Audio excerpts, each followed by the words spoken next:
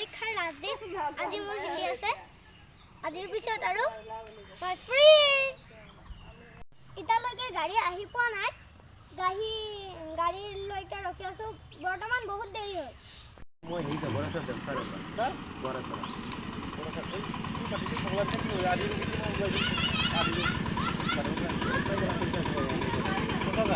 কথা